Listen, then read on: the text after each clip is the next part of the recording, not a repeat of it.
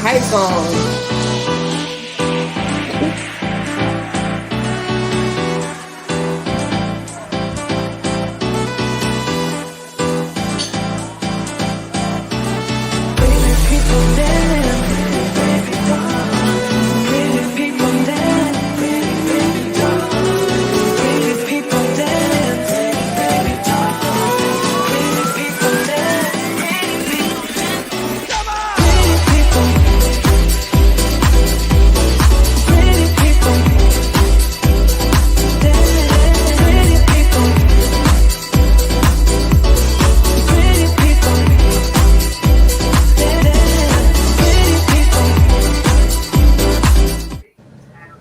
Hello, hey out there, and welcome to the Wind Down with the Eavesdrop.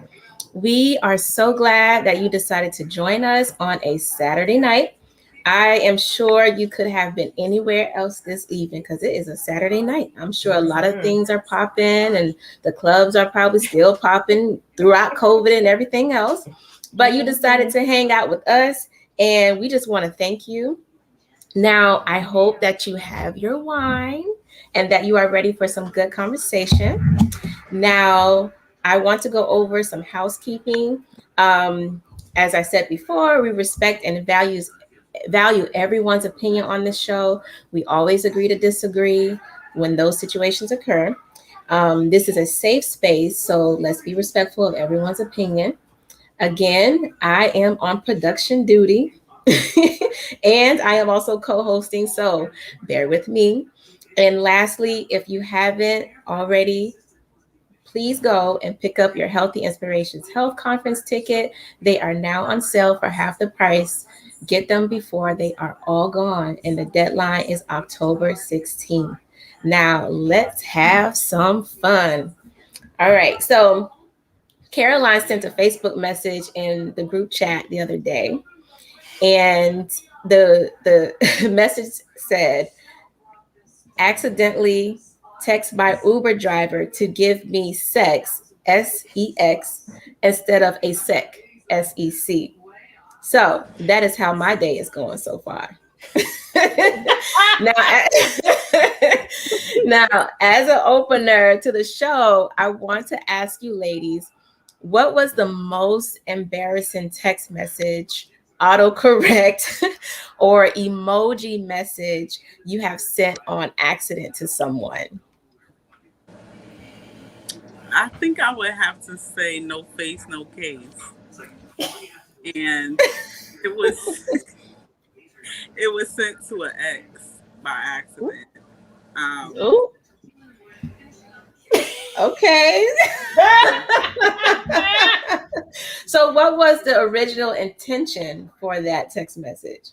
So the original intention was, he was asking me something about like my face. I had sent him, I don't know, it was something he was asking me about my face, and I was just like trying to come up with something else, and autocorrect came up, and I sent it so quickly. I was on a train, so when you're under the tunnel, you don't know when the service is going to go out or not, so I was trying to be quick. Too swift. That is hilarious. So mine comes with a little backstory. So just bear with me. Okay, so I used to work at the mall when I was in college, like right after college. And part of my job was to go in at like 5 or 6 in the morning to, like redesign the store, put the new merchandise up, put the old stuff in the back and stuff. Well, 22-year-old me was still starting and bopping in these Atlanta streets. So I partied all night right before this one, like 5 a.m. shift. And I thought I would have time to like leave the club, go home, change clothes, take a nap, and go to work.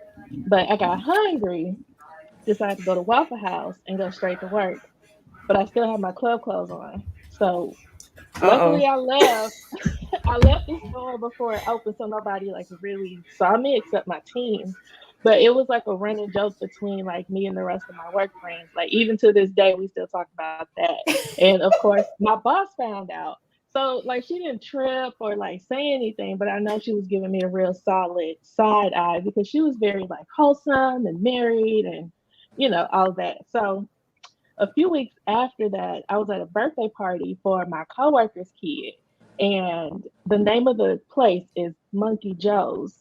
So think of like a Chuck E. Cheese without the creepy rat costume running up on you. It's like that. I can see where this is So, going. so my boss texted me, right? And was just like, hey, can you come into work a little early? We're a little short staffed. I need help closing the store. I'm like, cool. I'm down the street. I accidentally typed Monkey Hoes, not Monkey Joe's. And before I could catch myself, she was like, wait, where are you? That's okay. So where you at? Don't even worry about it. I felt horrible. I felt so bad. So still remember that. I can only imagine. At least you guys did that in like text message form. I racked my brain trying to find out what was one of the most embarrassing things I had via text message. Still could not figure it out. And why when you get so comfortable with people in a workplace and you're like, oh, these are my people, they say something and you snap back real quick. The most embarrassing thing that I've ever said to someone, I'm real embarrassed now because I don't even want this on the net, but it was the only thing I could think about. One day she came up to me and was like, Nalita, you know what? You're really one smart cookie. And I was like, you're one dumb cracker. And it was just like this. And it was just like, at least in the text message, the tone and the inflection, you don't get all of that. So it's left up to interpretation. Oh my God. I got to see her face just. You got the trophy, Nalita. You got the trophy tonight. Yes, I don't even need to talk about my embarrassing moment. You won, sis. You won. Oh God. Oh my gosh. That is hilarious. I can that most embarrassing. Oh my God. But I'm sure you meant that in the most wholesome way. Right. But it just when came my out. face fell after it came out, I was surprised in myself. What did you say? She just laughed. What do you say after that? Oh my gosh, nothing. Ooh. Well, mine is a bit of a story. So my most embarrassing text message was when my past hairstylist, like I no longer go to her anymore. This was a long time ago. She was like my past hairstylist. She sent a mass text message to all of her clients announcing that she was going to start charging late fees for people coming in late. So when I read it, I felt somewhat disrespected and I felt called out and attacked. Why did you feel called out? Don't act like you don't know me. You know I felt attacked. So I took a screenshot of the message. You know those screenshots be getting you in trouble. I took a screenshot of the message and I sent it to a friend of mine. I put underneath the screenshot, her prices are ridiculously high enough. I'm not paying no damn late fee. And I was actually replying to the hairstylist and not my friend. So when she received the text message, she responded back and she was like, you, in a very calm manner, she was like, you will not have a problem with this, Shalonna, because for the most part, you are on time. And I said, okay, thanks, period. That was it. And so I kept going to her after that. So my next appointment after that was so awkward. It was so awkward. I had to apologize to her. I said, when you sent that message out, I know I've come late. And so I kind of felt a little attacked. But, there's no hard feelings. You are a bomb hairdresser and I'm going to continue to come to you. But I ain't feeling these late fees. We kind of laughed about it. But my hands started sweating, my feet started sweating, like my heart started racing when I realized that I sent that text message to the wrong person. So I was so embarrassed. I would have ghosted them. Like, Right. But the reason why I went back was because she was so just nice about it. Like she was like, you wouldn't really have to worry about that because, for the most part, you're on time. Like she didn't come back at me, sideways. So everything was okay. Yeah. Ooh. So I would have had to block her and just find a new stylist. Right. I'll say nappy head at first. no, because she could really do some hair. Like I was like, oh my gosh, I can't go to anybody else. When it comes down to our hair, like we want to stick with the same person most of the time. So it was really hard to be like, I'm gonna back out, Yeah. So yeah. So speaking of embarrassing and awkward situations, I went to Atlanta last month to hang out with Caroline and her husband. I had a great time in Atlanta, and I took an Uber from the airport to her house, and I had an Uber driver who had diarrhea of the mouth, and he was asking me questions about what I do for a living, and somehow we got on the subject about dating and relationships, and I entertained the conversation, which looking back now, I wish I didn't. And I basically answered all of his questions about, my dating life and the dating scene, how it's been for me as a 37-year-old woman. And long story short, he said something that was so aggravating and very Kevin Samuel-ish. He said women who are in their 40s and who are single may be single for the rest of their lives because these are women who are looking for men who don't really exist. He also went on to say that so many women are looking for the same type of men, and there are basically not many men out there who has all of our list of qualities and standards. So he was just basically saying, but not in these exact words, that in order to find love, women will need to revamp their list and settle for less than what they really want. So what do you ladies think about settling for, settling when you meet someone if they don't have all the qualities that you're looking for, or just like when you're in a relationship? Like, what do you guys feel like about settling?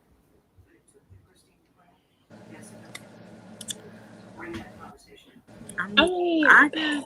Go ahead, Caroline. Play an episode back where we're talking about being equally yoked. Right. I mean, yeah. That is so true. But I could just think about a really good friend of mine who, when she met this guy, all she could think about was like a checklist of like all the things that he needed to do, and she was willing to go through and help him do everything, like so much to the point where she reached out to me, as you know, in my current work title as an adult education administrator, seeing if he could sign up for HSC classes because he needed his diploma. And I had to like pump her brakes and say, well, listen, we're not desperate for numbers at my job. So this has to be something that he needs to come to me and inquire about. And it's a one-on-one conversation. And, at first I knew that she felt a way about me saying that I can't give out information directly to her and that I needed to speak with him.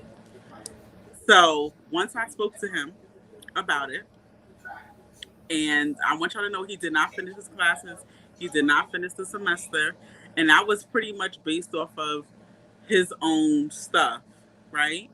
But I told her, like, yo, you can't kind of like give a man a whole checklist of things to do and volunteer to help walk him through each thing. I think that when it comes to that, that is settling. You want to be with somebody that can make decisions. You want to be with somebody that can be, motivated himself to achieve certain goals. And acquiring a high school diploma does not mean that your significant other needs to hold your hand through that process. Yeah. You definitely. So, it becomes more work for you, as a significant other, trying to walk the other person through it. And that reminds me of a post that I read. It says the worst thing you can do when dating is ruin the potential for partnership by doing everything for your man. And that's ultimately what being married or being in a relationship is supposed to really be. I firmly believe that it is supposed to be a partnership. Yeah. Wherever, when I look at like power couples, like I was talking to Alexis the other day, like I work in an office where the doctor who I work with owns the practice for gynecology, and her husband um, is the internal medicine physician for internal medicine, and their practice is both in the same office. So when patients come to see us for their gynecological appointments, they can go right over next door to see her husband for their internal medicine appointments. And that's what I call a power couple, and that's what I call a partnership. And when I was sitting there in the car listening to him talk, and I'm like, no. I said, I'm dating for a purpose. Like the next person that I want in my life, I want them to be able to hold the same standards as I do, and want um, more for their lives, just like I do. And I have settled, just like some other women may have as well. I have settled, and you still get the same outcome. So honestly, Yeah. I think it's best just to be patient and wait. God knows the desires of my heart. I have too much to offer to be single for the rest of my life. So everything he said went in one ear and out the other. Yeah. You know. And But you I really do want to do. just mention too to the listeners that like we all go through phases in our like dating lives where you meet somebody and they be fine and you like, well, listen, I can see. I'm like, well, he's not this, but maybe I can make up for this. So it's like Right. that's kind of like a norm where we try to figure shit out. But I do believe that you don't want to give yourself more than what you can take on, and relationships are already stressful. So you don't need to add anything else to it. And like you said, Shalonna, you shouldn't settle. Get exactly what you want. So let And me I think ask y'all something. what Oh, go ahead, Nalita. I was Go just ahead. gonna say, in some cases, it's really not like say you have some negotiables and you have some non-negotiables. When I meet you, I want you to complement my life. Like if you own a house, I own a house. Let's maybe we buy a house together, or we both stay in this one house and then we rent out this other. We trying to build some generational wealth, and all of us are in different positions where we are some strong independent women, aside just from ourselves. So when we get with a man, we want them to be strong as well, and we want to be able to let them lead and let them know that their belief systems are lining up with ours, unequally yoked. We don't want that. So it's some things that like you say, oh man, they just gotta have some beautiful feet or something. Like I don't have no foot fetish, but I'm just saying stuff like that is something that's you can write off the list. But something that building strong soul ties, you want to make sure that that person compliments you. So as far as settling, we too good for Yeah. that. And I agree with that, We Nalita. I are. really think that, there are some negotiables and there are some non-negotiables. Like I think the superficial stuff, that should be your non-negotiable. Like, because I remember, and Alexis can recall, like back in the day when I was like my younger self, I dated this one guy who was an amazing person. And till this day, he's still the same person. But I couldn't get over the appearance, the physical appearance at the time. And now looking won't do me like that. Now looking back, at that time and the place that I am in now, like I'm kicking myself in the butt for that, because he was a really, really nice guy and really, really, really genuinely, cared for me. And he's married now. And I'm like really happy for him. Like he has a beautiful wife and they're really happy together, and he deserved that. Like he was a really, really cool and really nice person. So I do agree with the negotiables and non-negotiables, as well too. You got to be easy on the eyes, though. I mean, do you think? I know it's shallow. I know it is shallow. But on your worst day, in the heat of like the biggest argument, and you're just going like toe to toe with your spouse, they at least got to be attractive. I know it's shallow. I know it is shallow. It's my toxic trait. But I think that's another topic of discussion too. Like, would you date somebody you're not attracted to versus dating somebody who you are? Like, I think that's another topic that could be up for discussion. For me, like what I'm attracted to, I feel like it evolves. So it doesn't necessarily stay the same. And if I lined up all of my exes, y'all would be like, really? You know, like there's no common denominator. It's more like a personality thing for me. And then I like look for other things like, oh, they have really nice lips. Oh, I like their eyes. You know what I mean? Or their chest or their back. Like I'm a back person. But I mean, I don't know. Yeah, I mean, I have had situations too where I would start dating somebody who I wasn't totally attracted to, but you know, they had some features that would, you know, at least get them in the door with me, and then they would then they had to demonstrate things that would kind of continue to pull and reel me in. But yeah. So Caroline, so you mentioned a situation with Common and Tiffany Haddish.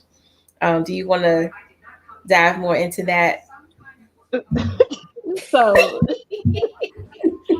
Tiffany Haddish recently, I think she was doing an interview and she was saying that, you know, her and Common were talking about their future together and stuff. And she said that instead of an engagement ring, she would want Common to buy her an apartment complex.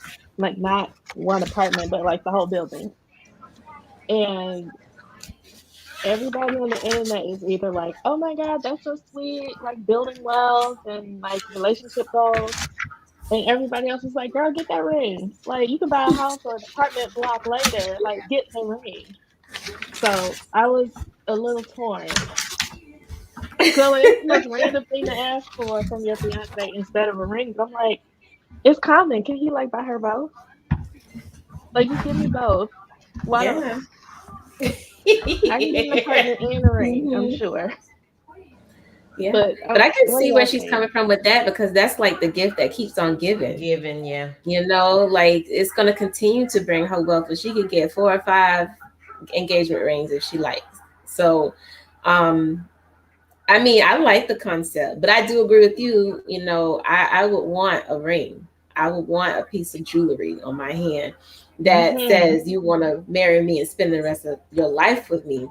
That's what I would want. But I get where she's coming from because it's a way just to kind of continue to build up wealth, you know, within their relationship. So.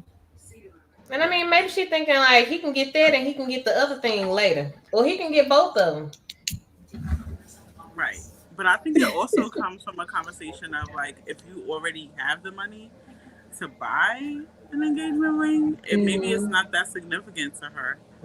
And the building would be a gift that kind of like symbolizes their relationship or his love for her.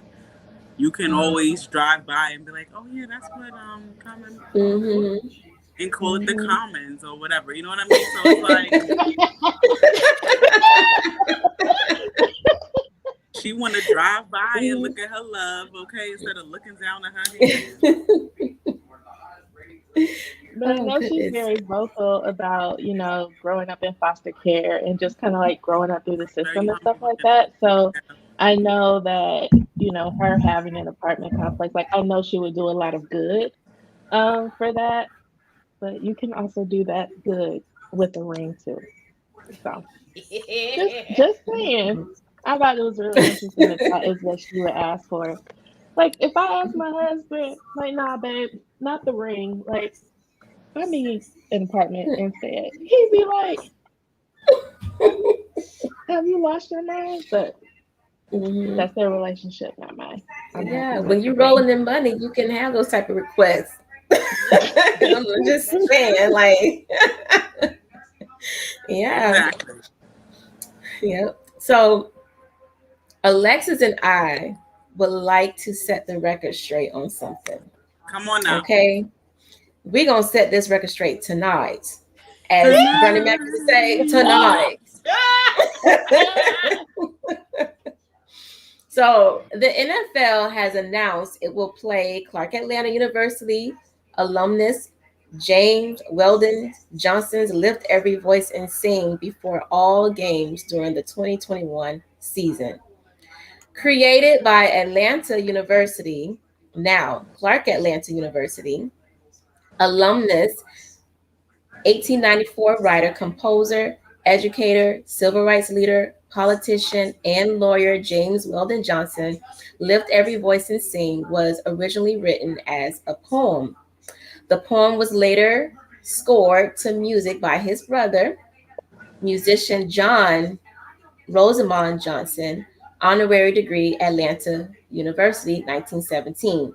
The song was performed for the first time in celebration of President Abraham Lincoln's birthday by 500 school children on February 12, 1900 in Jacksonville, Florida, and was soon adopted by the National Association for the Advancement of Colored People, known as the NAACP, as its official song. I don't care where he went to school. You don't care No, about I the don't year? care. I don't care With where he was an accolades? alumnus from. Mm-mm. Yeah. That song was written on the campus of Florida Memorial Memorial University when it University. was in Jacksonville, Florida. So we should have been somewhere in that those paragraphs, somewhere. So we here to set the record straight tonight about that. What you got to say about that, Alexis? So let me tell y'all, my best friend was absolutely correct when she said Mhm. hello. But I'm gonna add to that. I'm gonna add to it, Shalonna. I'm gonna add to it with a little bit Okay. of flavor, okay? Okay. First of all, one thing I have to say about these here authors and writers of these articles, I'm gonna need you to do all of your research.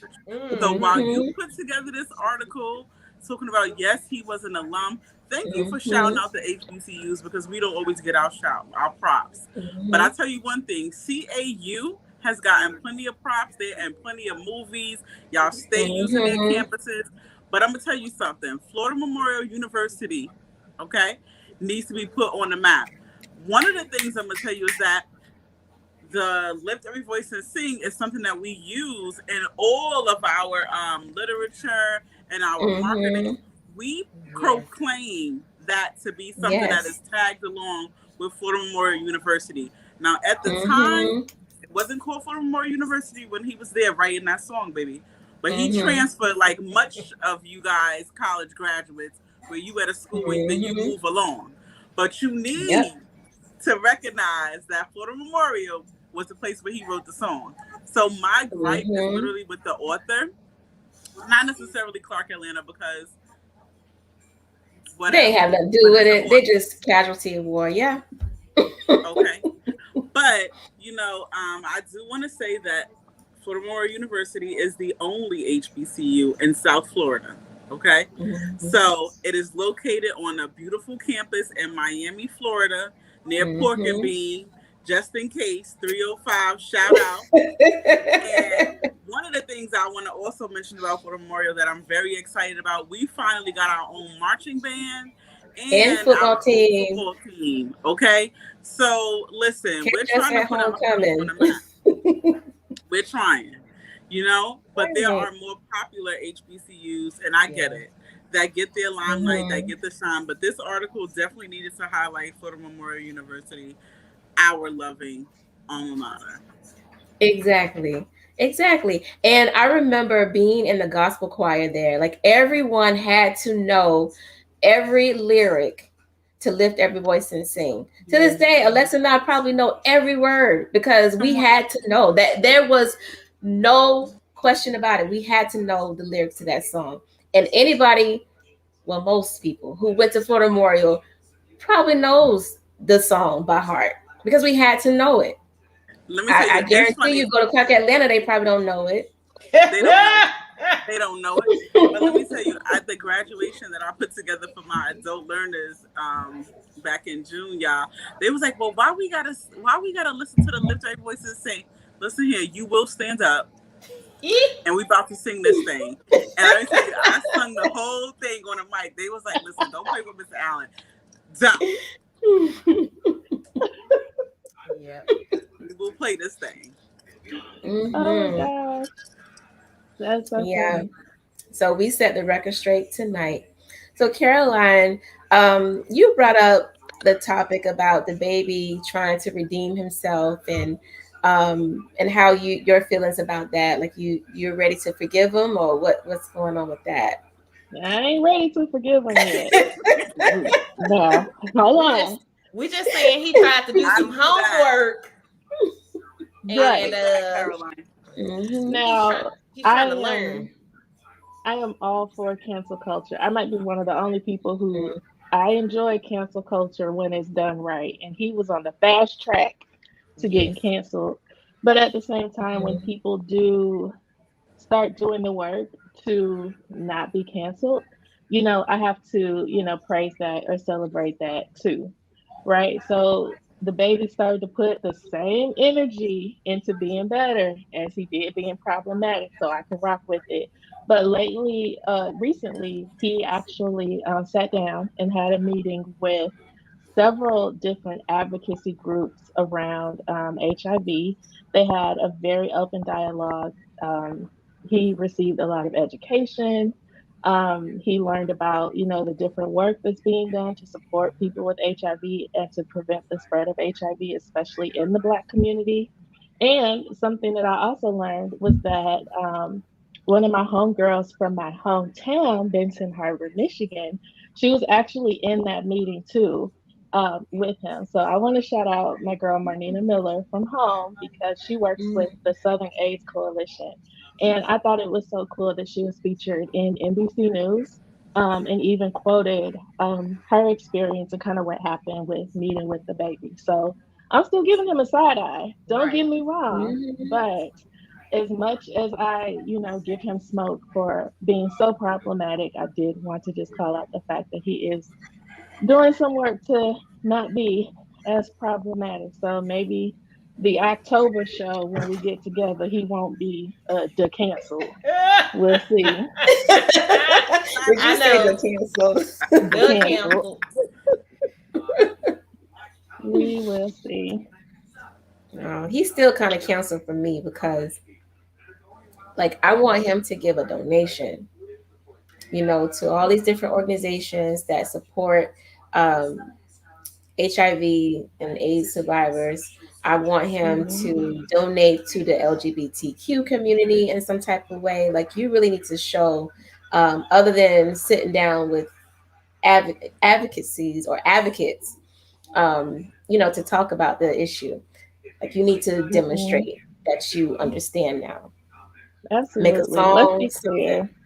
This was a baby step. That's what this was. It was the baby step. The baby step. The first step. Being better.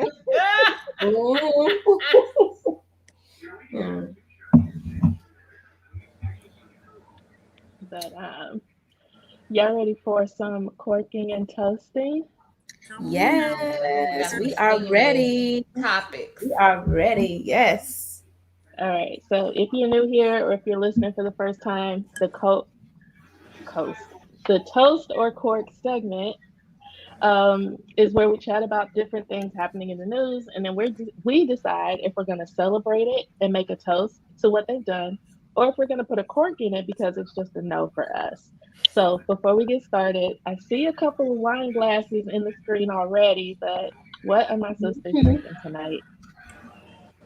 Yeah, I had to go heavy tonight, so I'm drinking Hennessy. I'm drinking Hennessy and cranberry. I have to tell y'all. Let's love the liquor. But I I'm have. with you So because I got some white Henny, so I'm over here with you, sis. okay. Hello. So my sister and I were in Target the other day on the wine aisle when I went home to visit. And I saw, I'm all for the cover of the wine bottle. That's how I pick out the wine. You So know what? so I saw a wine bottle with your boy Snoop Dogg Oh put Yes. on my nizzle. So this is 19 Crimes Cali Red. And so that is what I'm sipping on tonight.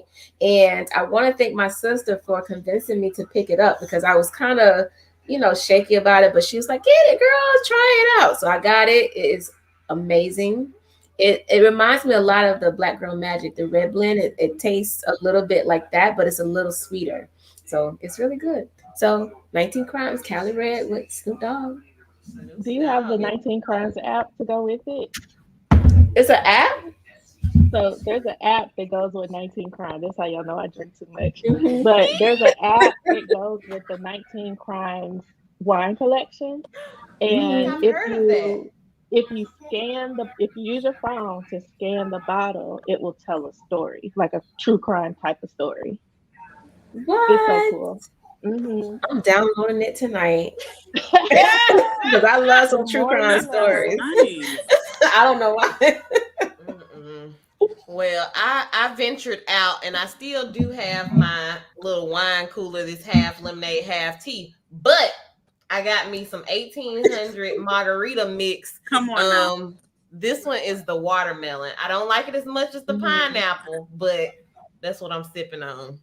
Okay. Okay, Am you I the know. only one drinking wine tonight? Mhm. I have yet to find a watermelon flavored drink that tastes like I imagine. Yeah, They don't all pick this taste like up. Mhm. medicine for some Don't pick reason. this up. Yeah.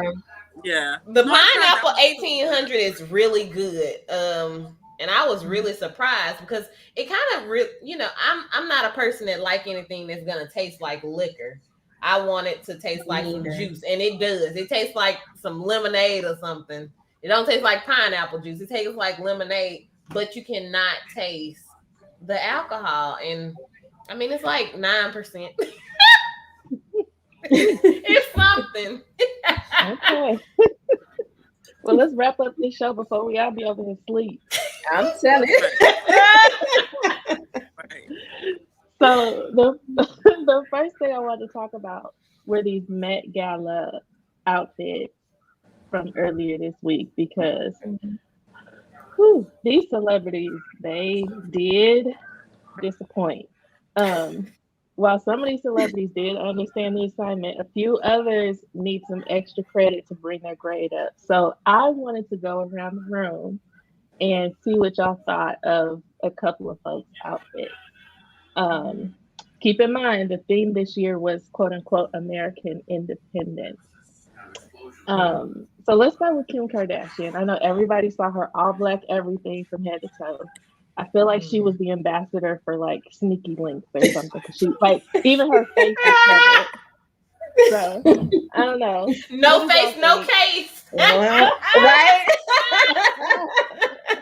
I mean, And she I said she have couldn't to- even see.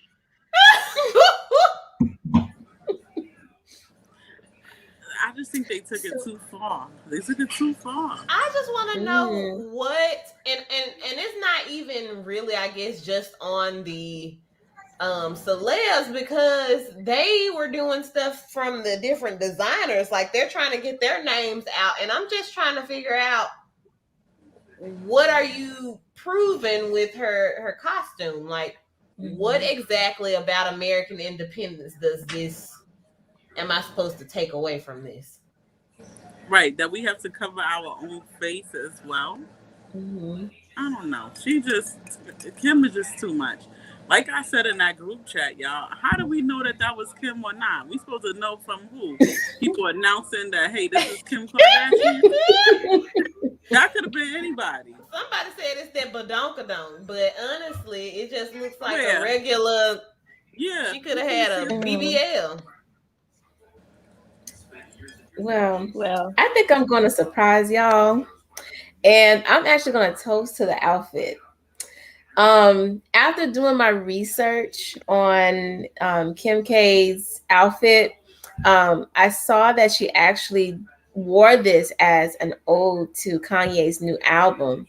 And if you look at the album cover, it is all black, and it's like a all black blank square, kind of like when we were doing the blackout, for the social movement last year, um, during the whole situation with Help Me Out.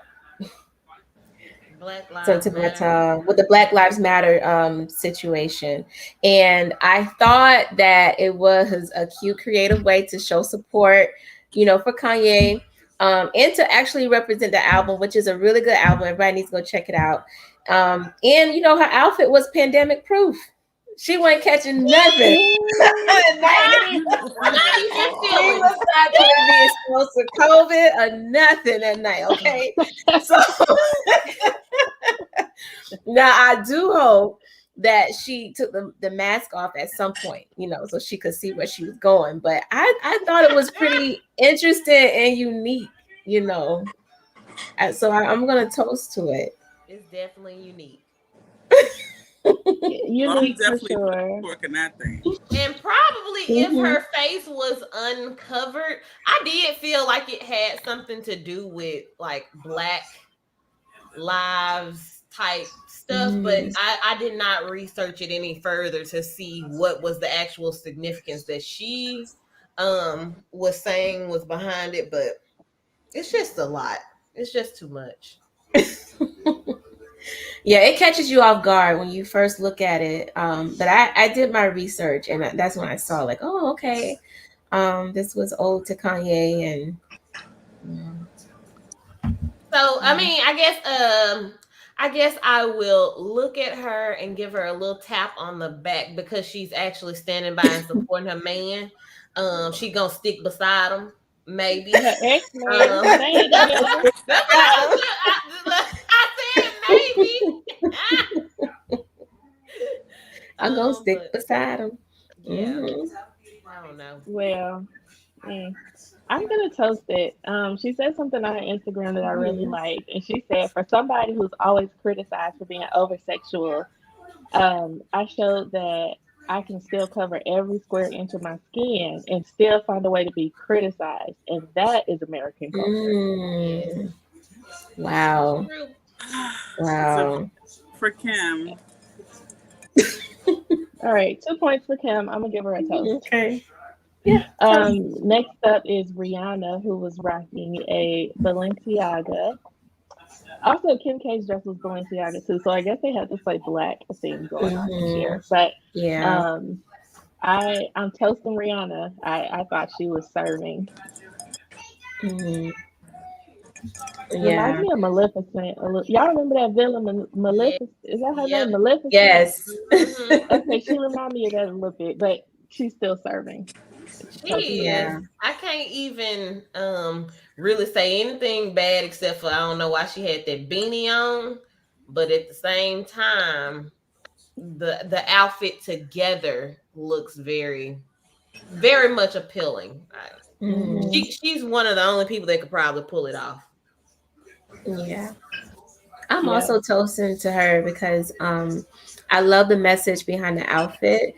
The theme was America, and she wore something that represented an issue that we are still trying to overcome. And they interviewed her, and they asked her, what are you wearing? Why are you wearing it?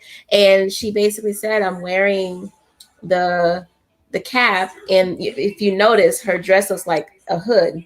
So she said she's wearing it to represent all the young Black men that have died at the hands of police officers, and how we're criticized when we wear a hoodie.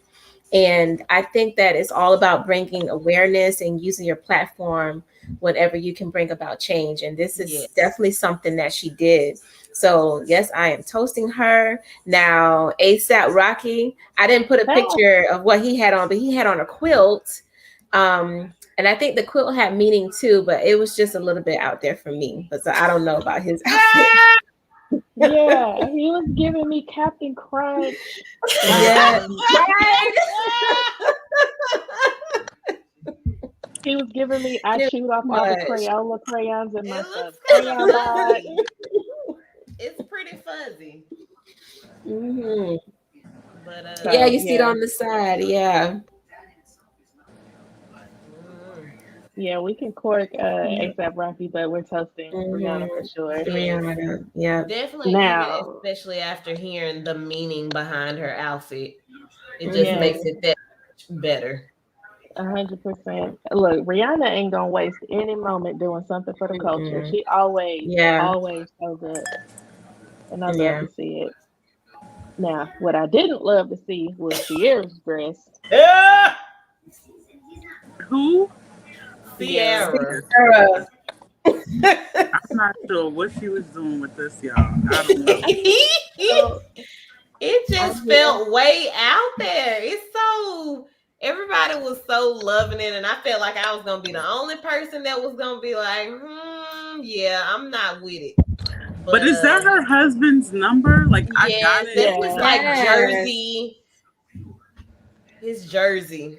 so yeah, Mm-hmm. it's supposed to be like an ode to her husband, but like, could they use the home jersey, not the away jersey? Because that's too much green for me. I wasn't feeling the color. These are the I home jersey. I can toast the intention, Mhm. and I will court the execution. I I mean, mean, but I have to tell. say, it does look really nice on her body, though. I Oh mean, But yeah, yes, it she wore definitely it. was Yeah. it definitely was a lot for me. I was like Jersey vibes with sequins and evening wear. Like Mm-hmm. that was a lot for me, you And know. then But she had Yeah. it looked really nice on her though. But yes, I think Yeah. it was just a lot. she had like a football purse, and she wore one of his championship rings. oh Yeah. yeah. Which I thought that that was kind of special, and it's a subliminal message because lately, her husband has been in the media. Um, a lot of trolls and haters have been spreading rumors that Russell Wilson stepped out of their marriage and has some type of love child out there. So that's kind of like been circulating, which I Mhm. definitely believe is not true because he doesn't really seem to be that type of person. So I kind of feel like it was subliminal messages to her haters that everything is just fine in their marriage. And Yeah. I am toasting, I love the dress. I agree with Alexis. She does wear it well is the one. She does wear it well. And I love the message behind her outfit as well too. Well, Yeah. I think yeah. I you just wish it was blue. That green is a lot. It is a lot, but it's giving Nickelodeon slime. It's a Not lot, but she is Nickelodeon. still she's Right. still Nickelodeon beautiful slime. in it.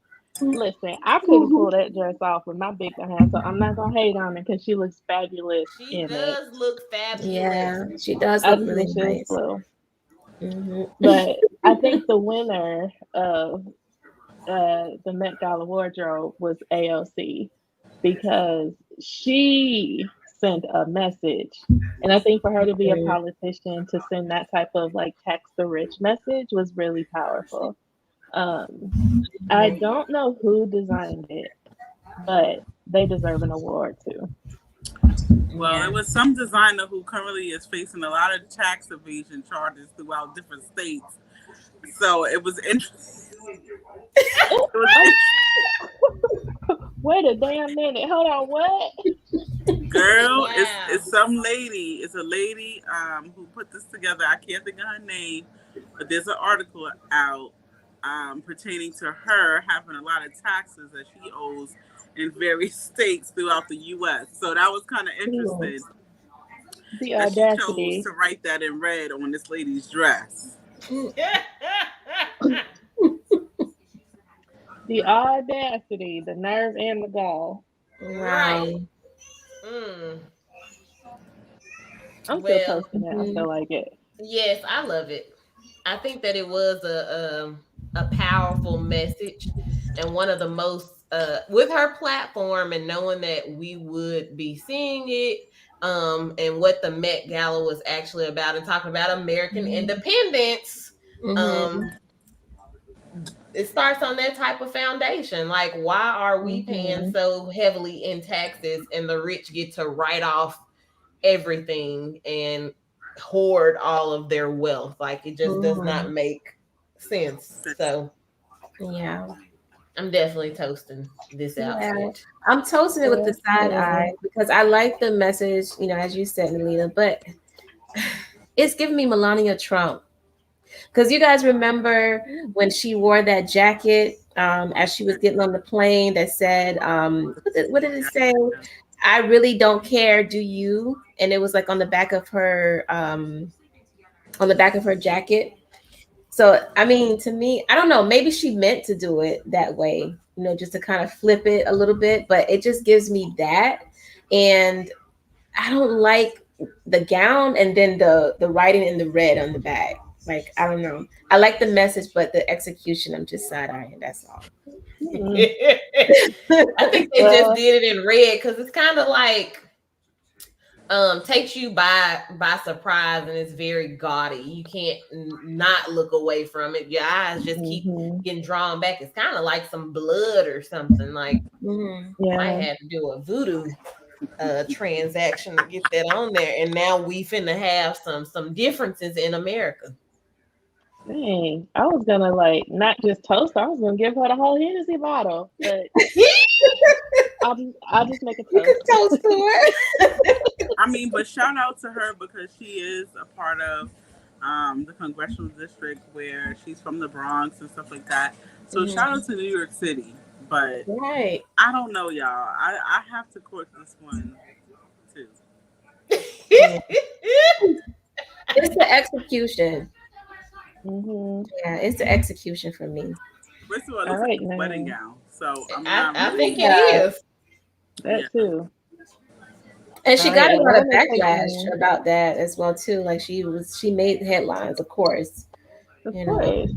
But Yeah. she's used to backlash. Like she always does something, says something. Like Mm-hmm. she's used to it now. Like that's her thing. Well, Atlanta taking a few L's this episode. We're gonna have to redeem ourselves somewhere between Sierra's dress and Clark. We're gonna have to redeem ourselves somewhere. So Uh-huh. we'll see. But our next story was about the lovely Prince Harry and Meghan Markle. They recently graced the cover of Time magazine after making its 100 most influential people list. They posed together, but they caught some backlash on social media for their quote unquote awkward appearances. So, Harry, who, by the way, celebrated his 37th birthday the other day, he was dressed in all black and he sat behind or stood behind Meghan with a hand on her shoulder, and she wore this white, it was a beautiful pantsuit and gold jewelry. So after the cover was unveiled, everybody rushed to Twitter and they were very quick to judge like the body language and the blank expressions. So one person said the only effort in this picture is the person who photoshopped two different pictures together. And then somebody else said, this looks too plasticky. The Photoshop is rich on this one. Mm-hmm. Um, and then somebody else said, this looks like Harry is her hairdresser and he's looking into the mirror explaining what he did to her layers. So Ooh, people are so mean. they are so shady. So Oh my shady. gosh. Yes. Lex, I what was you gonna say? I saw you shaking your head from the beginning. Because y'all know mhm. how I feel already about this couple with Megan Lyons talking about she didn't know who her husband was. Okay, so She did y'all lie know about that. already from previous episodes how I feel about this couple, particularly Megan. But I mean, I just think like it was really rough to hear what some of the comments were about their photo. I mean, can we? First of all, I think that the photo is nice. I'm tired of seeing photos that are like literally propped up and like just made up. At least this one is like them, is no smile, you know, and it looks real. So I can appreciate the realness in this. So, but these comments, y'all, they really getting that stuff. So Yeah. you corking or toasting, Alexis? What you doing? I mean, you know, Caroline, I think I got to go against the grain now, right? Mm-hmm. And just toast to the article or to this cover. But, you know, just because I feel like her hair looks nice, like I think they look nice. It makes them like a power couple is in a different light because I feel like some of the other pictures, they look very vulnerable. And, you know, at least here they look like they are kind of like powerful. Mm-hmm. But I still don't like Megan. Because she lied. She knew damn well her husband was a prince. Okay? So I'm holding on to that thing. But I'm a toast.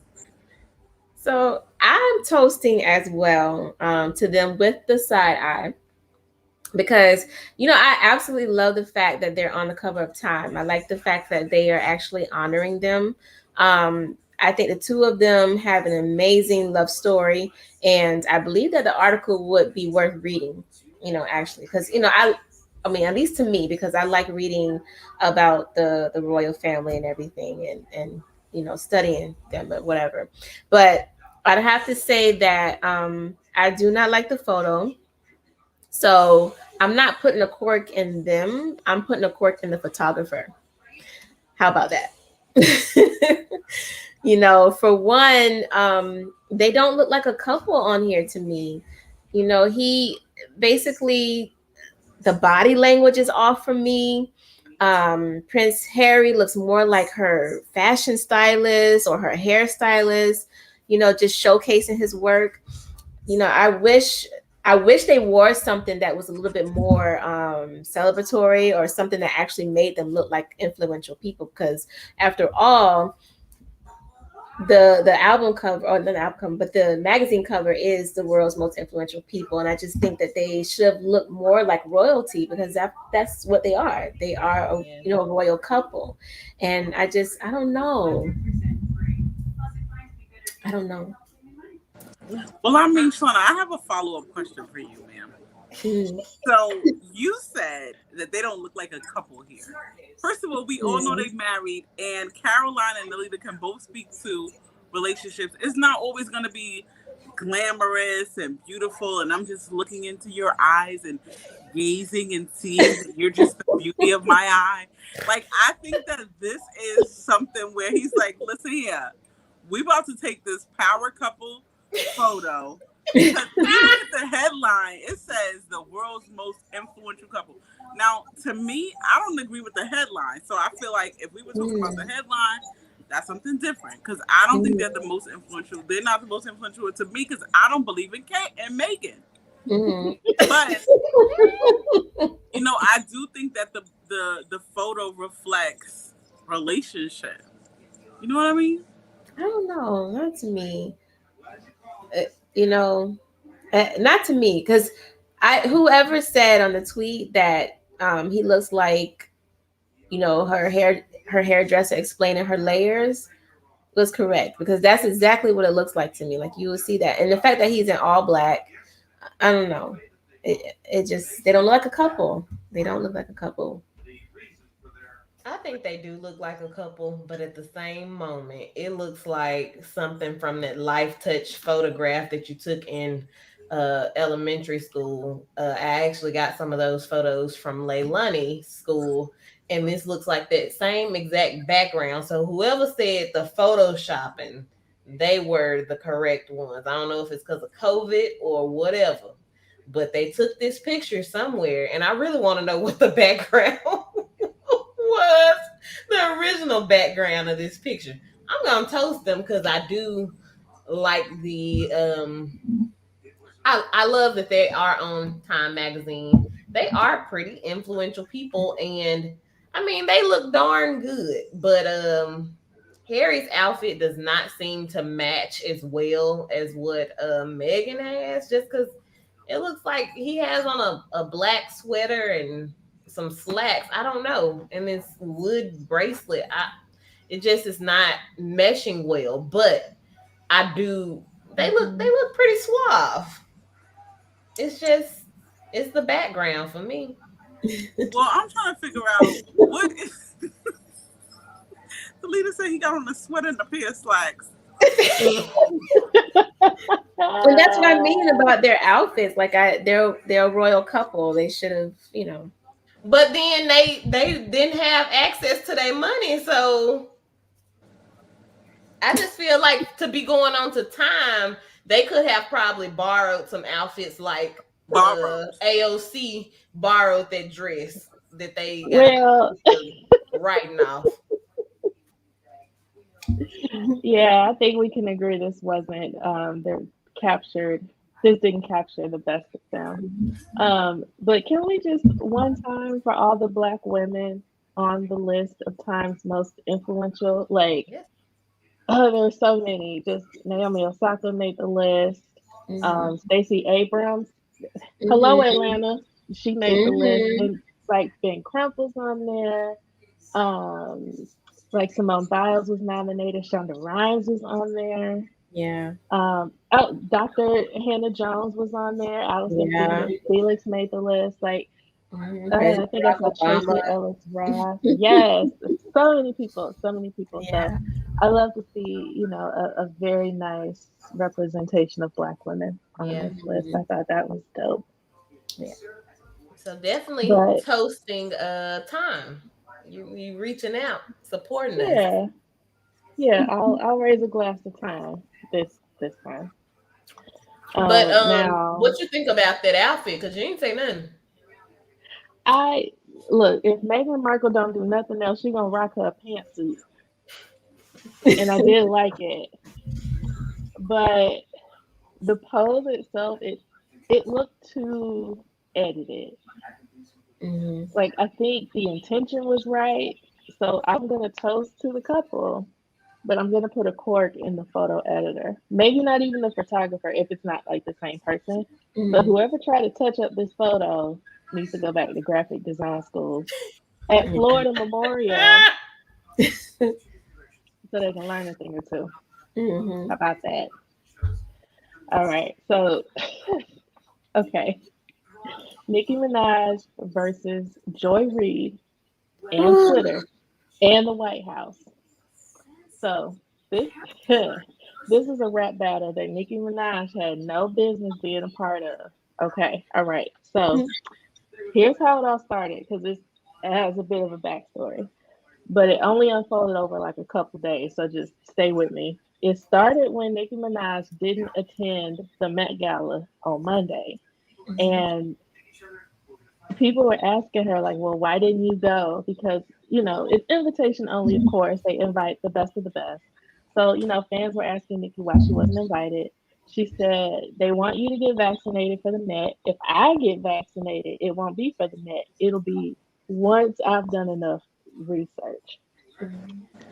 So her research that she shared with her 22 million Twitter followers and 157 million Instagram followers was some third-hand gossip from her little cousin in Trinidad talking about some. They won't get the vaccine because his friend got the vaccine and his testicles became swollen, which led to the cousin's friend's fiance calling off their wedding over these big balls. Okay, so the day after, Minaj said that she was like criticized everywhere. Joy Reid called her out. And Queen Joy said, listen, you have 22 million followers on Twitter. For you to use your platform to encourage our community to not protect themselves and save their lives, like, my God, sister, you could do better than that. And so Nicki Minaj started clapping back. And that's where she had me messed up, because you don't come for Queen Joy. But Nicki said, this is what happened when you're so thirsty to down another Black woman by the request of a white man that you don't even bother to read all my tweets. She said, my God, sister, do better. And then Nicki said, imagine getting your dumbass on TV a minute after a tweet just to spread a false narrative about another Black woman. And so then Nicki shared some screenshots from like some comments Joy Reid made last year about not trusting the vaccine, like while Trump was in office, et cetera, et cetera. Then doctors from literally all over the world, including Dr. Fauci, were, basically telling her that what she said wasn't true. You don't get big balls from having the vaccine. And even the doctor on Twitter was like, your cousin's friend might have had some big balls, but it wasn't from that vaccine. So you really need to figure out why that wedding was really called off. Something else is going on down there. so so then Nikki said she was invited to the White House to discuss her vaccine comments and get the quote unquote research she was looking for. And she promised on Twitter that she would ask questions on behalf of the people who have been made fun of for simply being human. I guess saying this is for like the people who are still hesitant to get vaccinated. But Jen Psaki, I think that's how you say her name, the press secretary for the White House, she has said twice or three times now that a phone call was offered to Ms. Minaj to discuss her questions. There was never an invitation to the White House. We offered to make a phone call, as we do with several people who say that they have concerns about the safety and effectiveness of the vaccine. So now they made a lie out of Nikki. But all in all, she really did use her platform to share some very dangerous misinformation. But a lot of people are saying like she was in her own right to not want to get the vaccine because she didn't know enough about it or she didn't trust it or whatever the case may be. So what side of this do y'all stand on? First of all, I have to say that Nicki Minaj, husband slash boyfriend from the past slash baby daddy slash trauma drama, is going back to jail. It's just a terrible thing. It's a terrible situation she's in. And I feel like this added to it. But once again, like I mentioned last month in the Eavesdrop, is that we're learning a lot about these celebrities, so-called, and how they really feel and who they really are. And for her to post something as factual as truth based on someone else's own experience and put it and use her platform is very ignorant to me. So I'm gonna put a cork in her just based off of that, because if you're doing minimal research on a vaccination, you're definitely doing the same amount of research on your boo. Yeah. She might have needed us to tell her that her standards should have been a little bit higher when she Right. went searching for a potential partner. Hello, somebody. Spouse. I am going to put a cork in as well because as a healthcare professional, it's just it is really ignorant for you to be spreading a false narrative, something that's like it's not even firsthand information. It was like third, fourth, fifth removed, and to say that that's why you're not attending something. She does have a lot of stuff going on, and I kind of feel like she has went back and forth with the people in the media to take some of the fire away from what's going on with her husband, and his sentencing and all of that different stuff. And maybe she needs another outlet, and this internet is what's really giving her life. But when you use your platform to bring down something like the vaccination, that it has been some life, it's shown that it's been life-saving in so many different ways, then that is detrimental to your people. Like, we follow, especially African American Black people, will look to a celebrity and see how they are feeling about something, and that could further drive them away from, like, who wants to say, oh man, I've been waiting to get married all my life, and you telling me that vaccination is going to take away my chances of marriage, or is going to make me impotent, or all the different stuff that you have going on in your mind. And that's definitely a big negative to the situation. So I feel like that was something she could have just said, I wasn't going to attend, and that was that. That was it. Right. Exactly. First of all, Nikki, stay in your lane. Stay in your rap lane. Do Yes. not come for those Exactly. who are on a whole different playing field when it comes to being informed and having common sense. That's where, I drew the line with this situation. I love me some Joy Reid. I love her show. I love her rhetoric. And I love the way she calls out foolishness. And that's what she did. When she saw that tweet, she called out Nicki Minaj's foolishness. And I am courting Nicki Minaj. Now, don't get me wrong. Like, I really believe that people should be able to have their own opinion when it comes down to this vaccine. Mhm. And I believe that people should, be able to make the decision that they feel is best for them and their family. And as for her, not believing in the vaccine last year underneath Donald Trump's administration or whatever, I didn't believe in it either at that time because I it ain't was either. so politically driven. But Yes. now that we have more information on this vaccine, now that we see, how it was working, before, things kind of got out of control with the Delta variant, um, I really feel that people should be getting vaccinated. And I agree with Nalita. Like, when you start spreading information that is not factual in order to persuade others to have the same viewpoint as you, that's when I draw the line. Like, have your own beliefs, but don't, spew out false information. Hmm. Especially when you have such a huge platform like she does, where people are going to take your word as bond, and they're going to look, oh, okay, well, Nikki said this happened to her family member. Nikki said this happened, so I'm not going to get vaccinated. As a Hmm. healthcare professional, I hear so many rumors about this vaccine and so many excuses that are keeping people from getting vaccinated. And, I just really feel like, you need to keep that information to yourself. Like, I was okay when she said, she wasn't going to go to the Met Gala if they required her to be vaccinated. That's fine. That's your choice. But when you post this information that is false information, more than likely, it just kind of creates a frenzy. And I just really feel like, she gets a court for that. And people need to stop taking everyone's word as bond too, and do your own research, and get your research from reliable sources. And that's why I Mhm. stand. Hmm. She gets a court. I feel that 100%. I'm quirking her too because this was so reckless and dangerous. Like, I have like a healthy 2,000 followers on Instagram.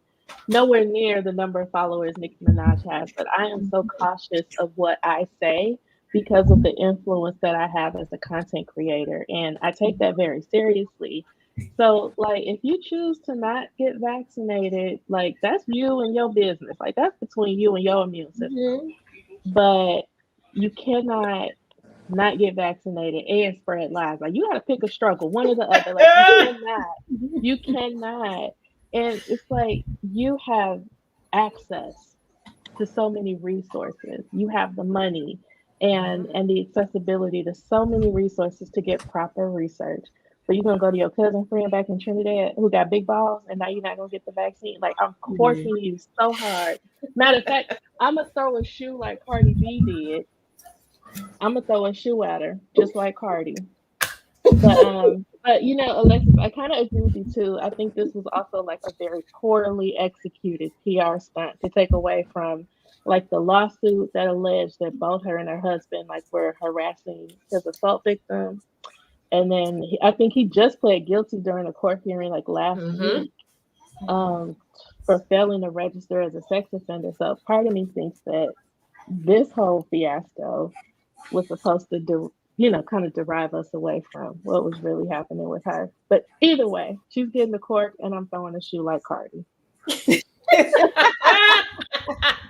Right.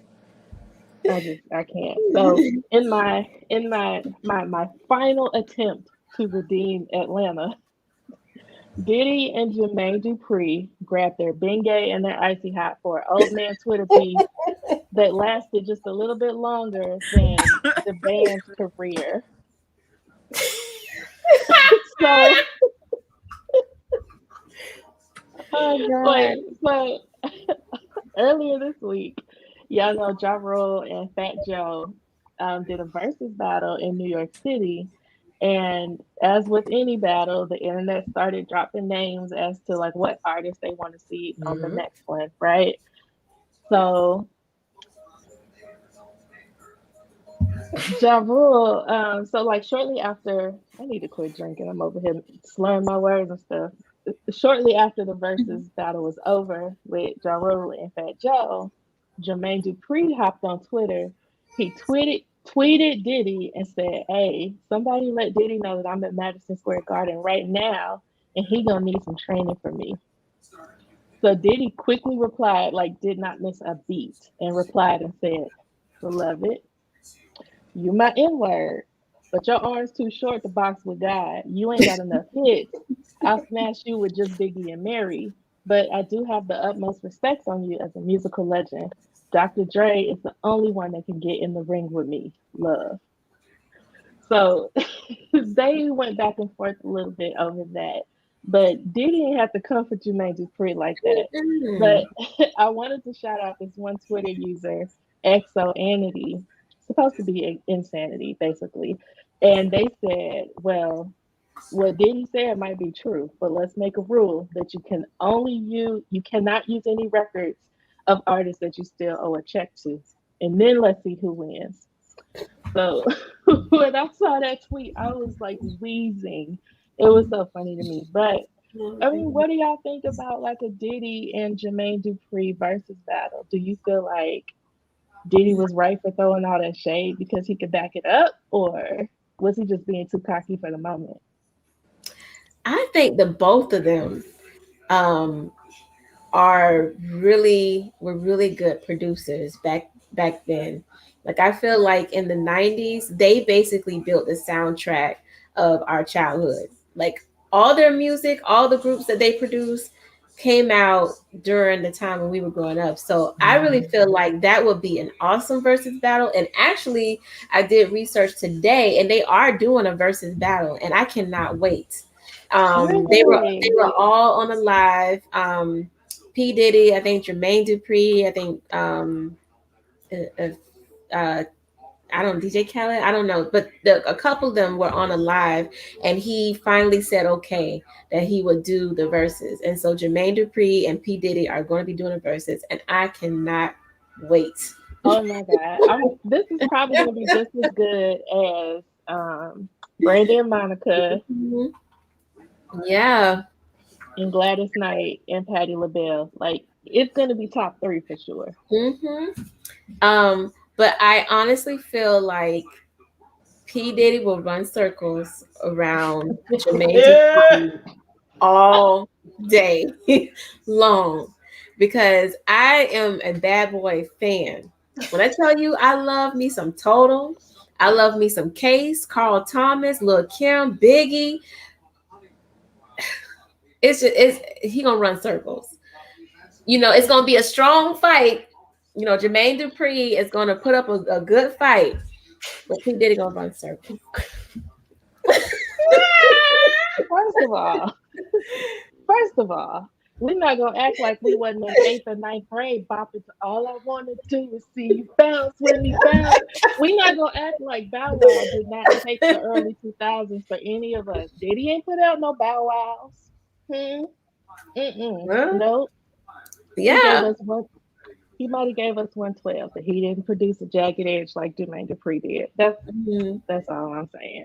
Yeah, and but I that's why I said it's going to be a tough fight. It's going to be a battle for sure. But It's, I don't know. Now, escape, if escape. Escape, yeah, that was a bomb group. It was a bomb group. But Total, I feel like Total can run circles around Escape too. I'm just a Total fan. I love Like he managed Monica for a second. He managed Total. TLC for a second. Anthony Hamilton. Did, Now Diddy the does only not thing want to see. Now, the only thing that might be a problem for P. Diddy is that a lot of his artists were one hitters. Like they would have like an album or so, All and of that it. would be it. So Exactly. that would probably be a problem. They may not have a lot of songs to battle with. Each artist may have like maybe one good album, and that would be it. But I don't know. I love Bad Boy. Love Bad Boy. I'm I do definitely too. excited to see it. Mm-hmm. I mean, I remember when we went to the Bad Boy reunion concert together in Miami. That Yes. was so much fun. So See? much fun. Mm-hmm. But also, after he runs out of total records, what he gonna do? Play some Danny Kane? Or And no one knows the words. band? Or Fifth Harmony? What was that other little group called? Diddy. I'm telling Yeah. you, Diddy does I not want to forgot see what's the Jermaine boys Dupri. group called. Wasn't it like One Direction or One Sound or something? No, I forgot what the band name was. I can't think of what their name is, but it'll come to me. Yeah. Now I'm gonna have to look it up and find it because I want to remember who it was. It was like I thought it was Fifth Harmony or something, but maybe I'm thinking of somebody else. So Well, that was a group with Harmony. in the grand scheme, are we trying to? What are we corking or actually toasting to? The verses or each separate artist? I wanted to see if y'all are gonna cork or toast this little Twitter beef that they done started with all this audacity. Diddy talking about some your arms too short to box with God. With God. Like he's 6 feet tall himself. But I don't know. I'm gonna toast it because it's gonna make for a good time. Oh, day 26. Yes, that's what it was. Day 26. See, Yeah. I knew it was a name and a number. I just couldn't put them together. Day 26. That's what it was. Yeah. So I'm toasting to the likelihood that there will be a versus. I think this is going to be probably one of the best verses that they've done, and there will be a lot of shade thrown. Already. But I'm toasting to that. But the last comment where they're talking about if he can't use artists he hasn't paid yet. So I kind of want to address that and unpack that situation. Because if that is true about P. Diddy, I'm throwing a cork in P. Diddy. Right. I think there were like a few artists that accused him of doing that. I think members of Danny Kane, Mace, and I think even Total, they all kind of had rumors and allegations that were floating around, that some they were saying that he mismanaged their money or he wouldn't pay them, and and like I said before, like a lot of his artists were one-hit wonders, and I always thought that was kind of odd. Like they would throw out a song, and you would fall in love with the artist, and all of a sudden you don't hear from him anymore. And I always wondered why, and I'm wondering if that's the reason. Like if these artists were not getting paid, and they decided that they didn't want to perform anymore for him underneath his management. So I mean, if he really did that, he gets a court from me for that. And not only that, they may have left just because he didn't pay them or whatever. But then if they signed any of these crazy contracts like what JoJo went through, then she lost her freaking voice. She did not even own any rights to be able to make money until they had the legalities overturned. And so when it's your voice and you can't even, it's not really your voice, you won't hear from them again, no matter how good they sound. Yeah. So. Yep, that's true. So like I know you doing what? What you say? I think I'm putting the cork in that. Why? I mean, I don't know. Puffy, like I'm really tired of Puffy. I'm really tired.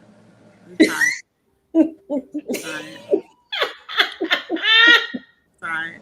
he gets away with so many things. And like the last thing I saw, he was on Instagram and his daughters were like looking at him, the twin daughters, and he was saying something like, oh, they don't know about this.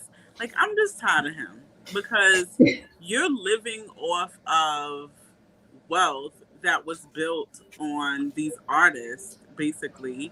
Yeah. And you still haven't made things right with those artists, but yet you're still kind of like living and dreaming. You have kind of ran these women through the ground. Like he's canceled.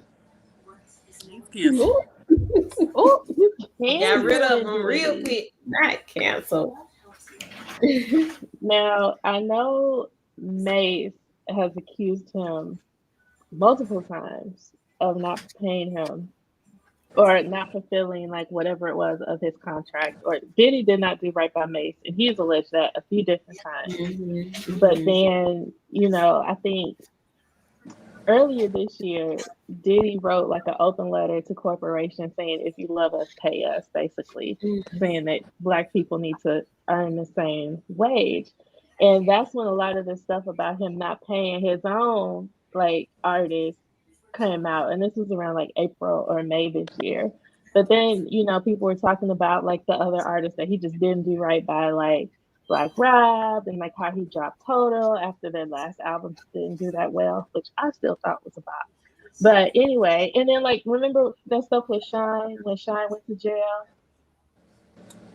and like Yep. all the controversy about that. So it's like if Diddy has to take out all of the artists that he either hasn't done right by or hasn't paid, this will be an easy win. Easy win for Jermaine Dupri, because he's probably got, like he said, Biggie and Mary, and that's about it. Let's go. Yeah.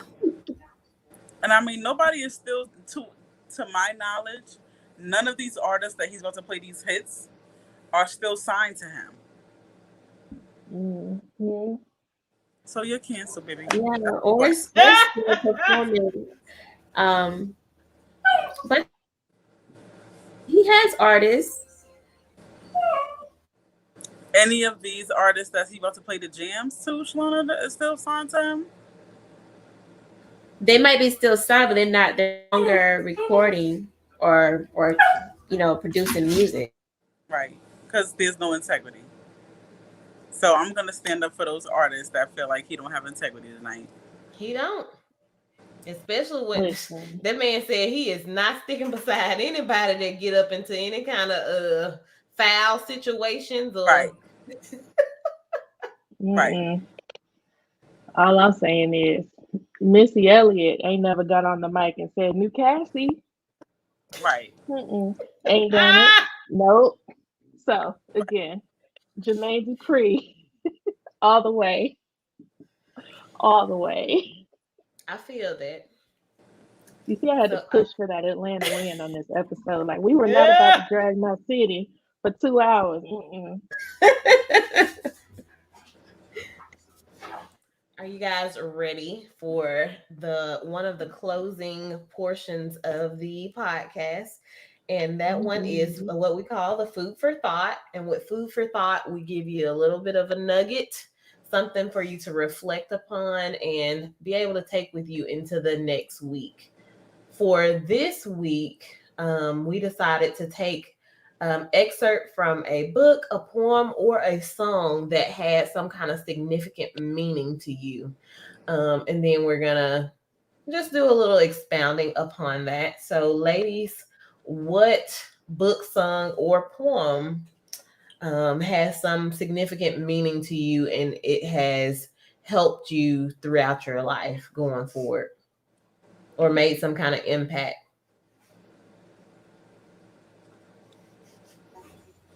So I think I'll go first.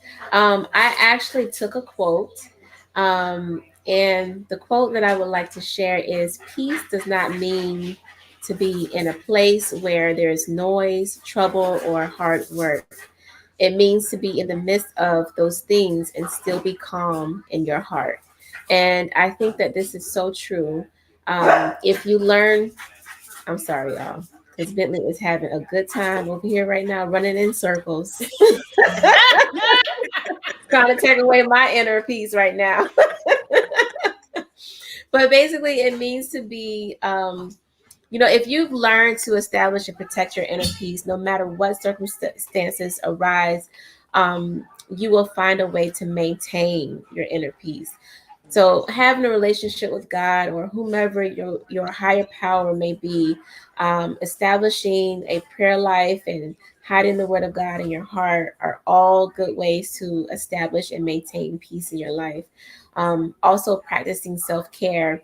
I think that self-care helps to build a unique barrier of protection against the unexpected stressors of life. So definitely make it a priority to do something nice for yourself on a regular basis. That was good, That Shalonna. was good. And then just going a little bit hand in hand with what Shalonna said, my little excerpt comes from a book called Big Magic by Elizabeth Gilbert. The title of the chapter is Nobody's Thinking About You. And it just goes on to talk about how when she was in her 20s, she met this woman who was in her 70s who wanted to just offer a piece of life wisdom. And what she said was, we all spend our 20s and 30s trying so hard to be perfect because we're so worried about what people will think of us. Then we get into our 40s and 50s and we finally start to be free because we decided we don't give a about what anyone thinks about us. But you won't completely be free until you reach your 60s when you finally realize nobody was ever thinking about you anyhow. Just it just feels like all the time that the spotlight is really upon you, and no matter where you do what you do, where you go, especially in this golden age where you can just share your life at any moment via social media, you feel like people's eyes are trained upon you, and it will take away from your inner peace. It could negatively impact you if you focus on what people's opinions of you are. But I just want to encourage you to be you, be free, and do what it is that you want to do. Don't allow what society says or what everyone in your circle is just in your personal circle. If they're not telling you something that's building you up, you need to replace them anyway.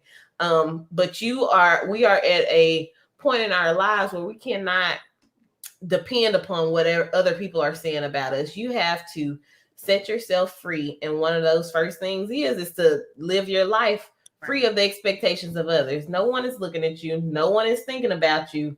They worried about getting that next dollar so that they can have and or build, hopefully, generational wealth. So you do you. That's true.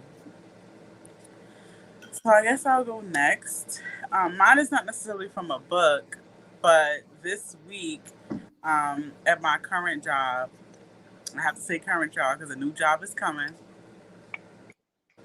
Okay. You better claim it. And I start October 4th, Caroline. I forgot to put that in the group text video. That's coming. What? Girl, I just details of that thing. But we had a kickoff meeting for programming at my current job, and they gave us all of these inspirational quotes and notebooks.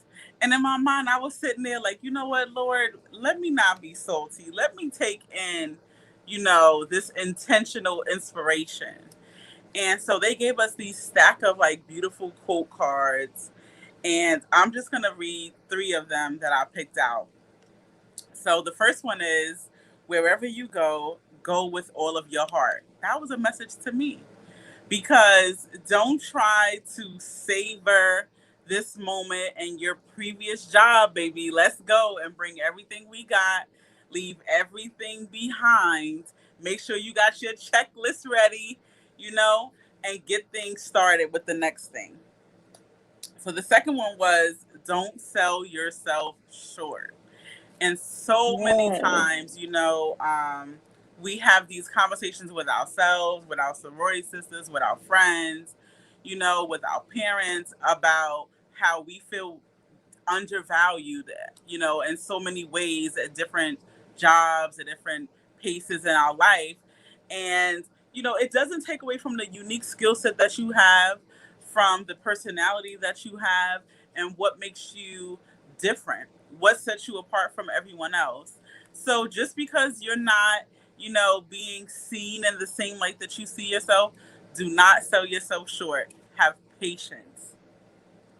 And the last one, be brave enough to live your life. So many times I have gotten caught up in the message and the perception of other people about me and my life and my decisions and my choices. And there's nothing wrong, as Austin would be saying, all right, tonight, being strong and wrong, okay? As long as you're brave enough to swallow the decisions that you made, that's what matters, right? Because life is all about a journey, and all of these things make us to be better people. So you have to endure so many different things. It's not always going to be a smiling moment. It's not always going to be a laughing moment. But we have to go through some stuff. But we need to know that we're strong enough to live in our decisions and walk through it. So I just wanted to encourage all the listeners today. Try your very best at being you, no matter what. I love that. That's a whole word right there. I hope somebody caught that while y'all listening. Look, hold my 2 week notice while I shout. Because that was a whole word. And congratulations again on your new job. Look, I just love you and Austin so much. But that word really came right on time for me, for sure. So big hearts to you, sis. Thank you. All right. So mine is coming from this book from my second favorite pastor. My first favorite pastor is my favorite Uncle Ken, of course, but it came from my second favorite pastor, and the book is called Woman Evolve by Sarah Jakes Roberts. And essentially, the book is about breaking up with your fears, and it really evaluates the story of Eve in the Bible and really kind of looking at her journey through a different light that isn't so critical about, her eating the forbidden fruit. So this particular chapter is called Work the Wait. And in this passage, she says, are you walking through life like you have no purpose, allowing yourself to become easily distracted? Or are you walking around life confident that you must protect your space and energy so you can recognize your purpose when it comes? How would you be living if you knew you had a purpose versus just wondering what your purpose is? Implement that lifestyle now because it makes you open and available to truly filter through what can live in the realm of your purpose. And I think that just comes right on time for especially a lot of entrepreneurs who are going into quarter four, which is a huge, selling season for a lot of us. Or, people who are just kind of sitting on a business idea or sitting on an idea and just kind of like waiting for the quote unquote right time to, walk in your purpose or fulfill God's purpose in your life. Honestly, the passage really speaks for itself, to be honest. And I don't appreciate Sarah Jakes Roberts snatching my edges like that. But in all seriousness, this word really spoke to me because, like, with my birthday being around the corner, next Friday to be exact, I will drop my Cash App over on my Instagram. Go find it. But no, with my birthday around the corner, I'm really just becoming more committed to living in my purpose and really taking a note from Alexis's message and not being so caught up in how I'm perceived or how people see me on the internet or how I show up for people.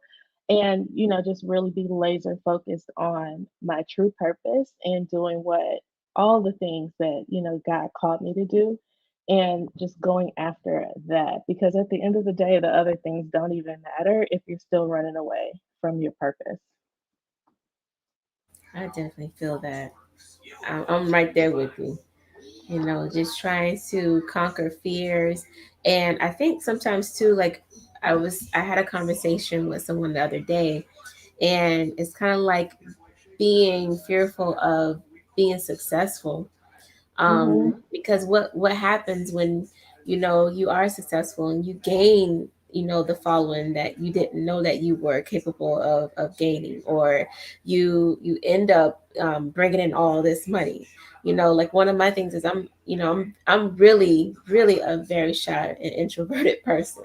And so Mm-hmm. like one of the things that has kept me from really like pushing forward, with this podcast and with everything that I really want to do is the fear of gaining so many followers and so many people that will listen to them. Like, what if I say the wrong thing? What if I, do the wrong thing? What if I post the wrong thing? What if someone Mm-hmm. criticizes me? So it's just kind of like, like you said, like really getting over that fear and just really knowing the purpose and why you're really doing it. I Mm-hmm. think Exactly.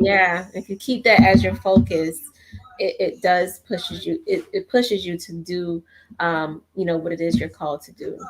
Yeah. Yeah. I share that same fear. And Mhm. a lot of people think that, the thing that holds entrepreneurs back is the fact that we're afraid of failure.